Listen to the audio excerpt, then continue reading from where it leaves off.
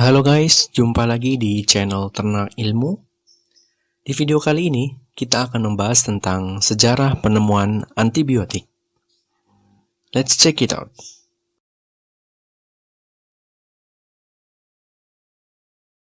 Berbicara tentang antibiotik, antibiotik berasal dari dua suku kata, yaitu anti, yang artinya melawan atau membunuh, dan bios, yang artinya kehidupan.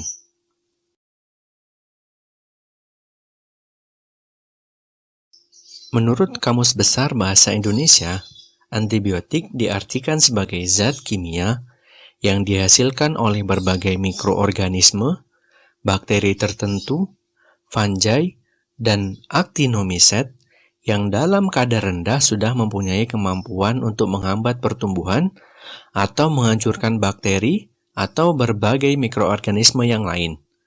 Contoh dari antibiotik diantaranya adalah penisilin, streptomycin, dan tetrasiklin.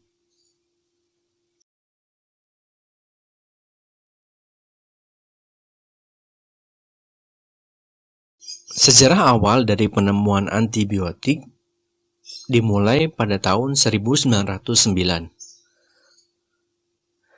Ketika itu, Paul Ehrlich bersama dengan Alfred Wertheim dan Sahajiro Hatta melakukan sintesis ratusan senyawa turunan organoarsenik yang kemudian diuji coba pada kelinci yang diinfeksi bakteri Treponema pallidum. Bakteri ini merupakan penyebab penyakit sifilis. Hingga akhirnya pada tahun 1909, mereka menemukan bahwa senyawa nomor 606 atau mereka sebut dengan compound 606 efektif untuk mengobati penyakit tersebut. Senyawa ini kemudian dipasarkan oleh West dengan nama salvarsan. Berikutnya, pada sekitar tahun 1920-an, dua kimiawan dari perusahaan Bayer, yaitu Joseph Klaller dan Fritz Metz, menemukan Ki 730 yang kemudian dikenal sebagai prontosil. Kemudian pada tahun 1932, Gerhard Domak kemudian menemukan bahwa prontosil dapat menghentikan infeksi bakteri Streptococcus pyogenes pada tikus. Prontosil kemudian diproduksi secara komersial pada tahun 1935. Selanjutnya, pada tahun 1939, Gerhard Domak mendapat penghargaan Nobel Prize atas penemuan ini.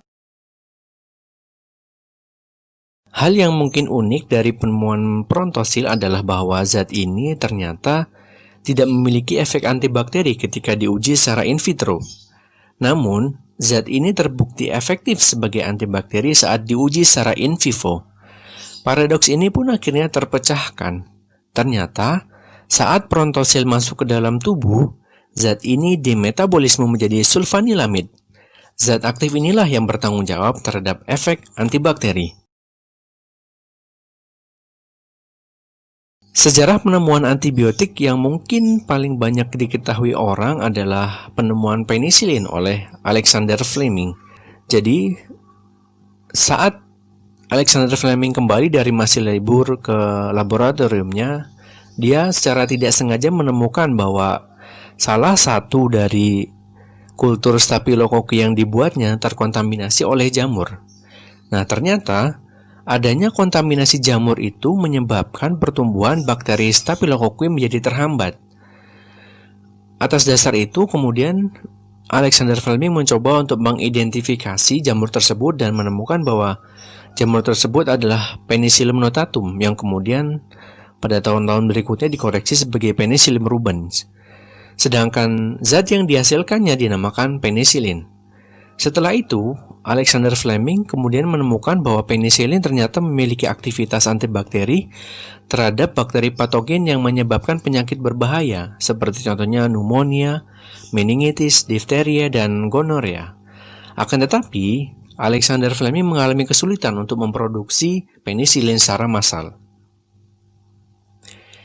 Hingga akhirnya pada tahun 1940, Howard Florey dan Ernest Chain dari Universitas Oxford menemukan metode verifikasi penisilin dalam jumlah yang cukup untuk uji klinis. Metode ini pun kemudian terus dikembangkan dan akhirnya penisilin dapat diproduksi dan didistribusikan secara massal pada tahun 1945.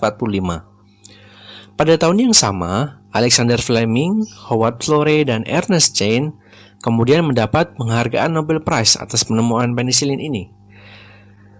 Hal yang menarik, pada saat Alexander Fleming menerima penghargaan tersebut, dia mengingatkan bahwa ada potensi resistensi terhadap penisilin apabila digunakan dalam dosis yang rendah atau dengan durasi yang terlalu singkat. Itu tadi sejarah awal dari penemuan antibiotik, dimulai dengan penemuan salvarsan, prontosil, dan penisilin. Berikutnya kita akan mencoba membahas bagaimana penggunaan antibiotik ini khususnya dalam industri pertanian dan peternakan.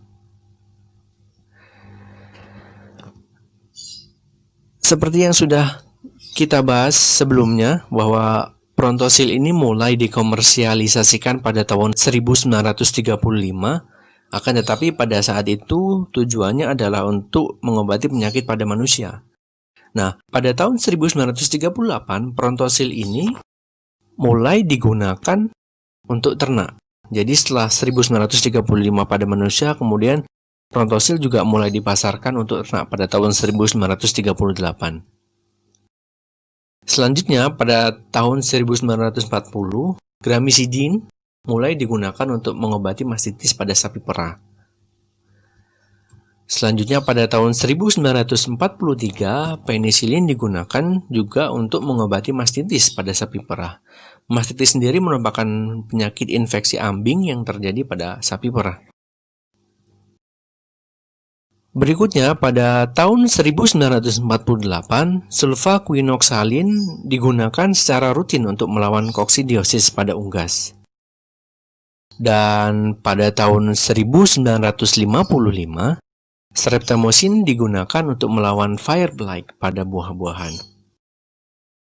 Jika kita lihat dari sejarah awal penggunaan antibiotik di bidang pertanian, memang terlihat jelas bahwa kebanyakan penggunaan antibiotik adalah digunakan pada hewan ternak.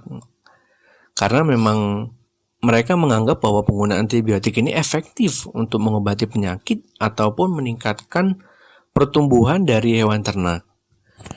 Memang penggunaan antibiotik juga digunakan pada buah-buahan atau yang lain, namun lebih dominan digunakan di bidang peternakan.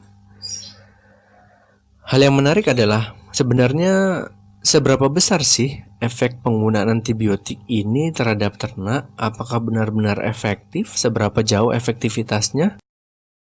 Kemudian juga ketika digunakan untuk meningkatkan pertumbuhan, seberapa jauh antara yang tanpa antibiotik dan setelah menggunakan antibiotik? Itu mungkin sebuah pertanyaan besar, karena yang kita tahu adalah antibiotik efektif, antibiotik bagus untuk ternak, tapi seberapa jauh, seberapa besar? Nah, nantikan jawabannya di video berikutnya. Stay tune terus di Ternak Ilmu. Terima kasih.